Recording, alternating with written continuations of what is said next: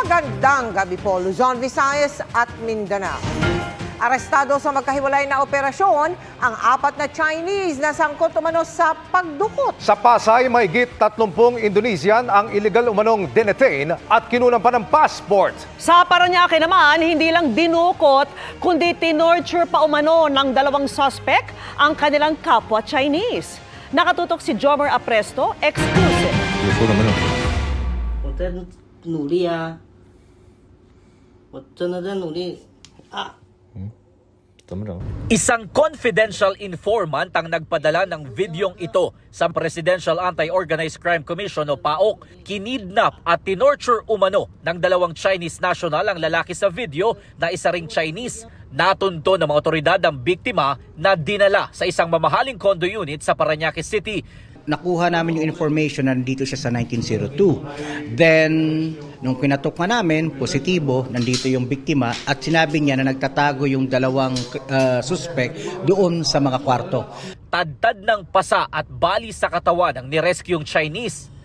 Nahuli naman ang isang suspect na siyang pinaniniwala ang may hawak ng baril sa video.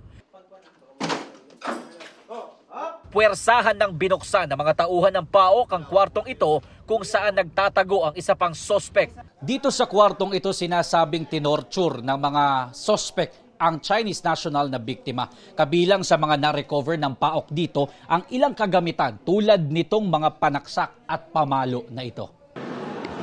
His friend is the one who introduced him to meet them. Asking the money, almost 2 million peso.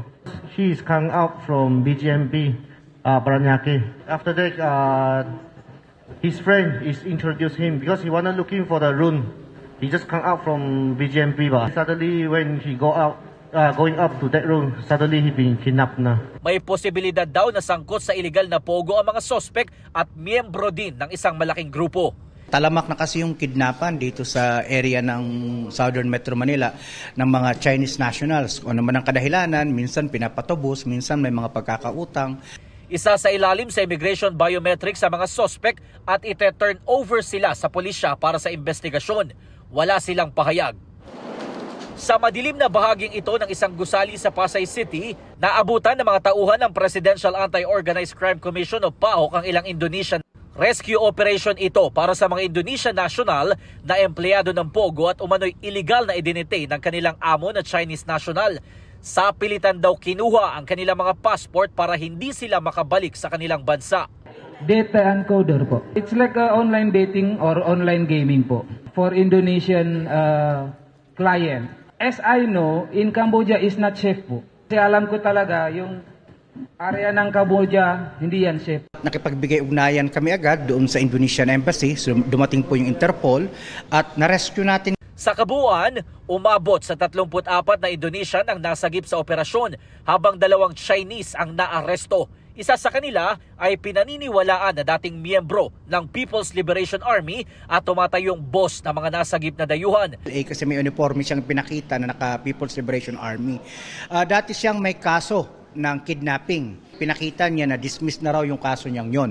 Pero aalamin pa natin. Sa ngayon ay magre-request sila ng voluntary repatriation sa Indonesian Embassy para mabigyan ng one-way travel pass ang mga biktima. Para sa GMA Integrated News, Jomar Apresto, nakatutok 24 oras.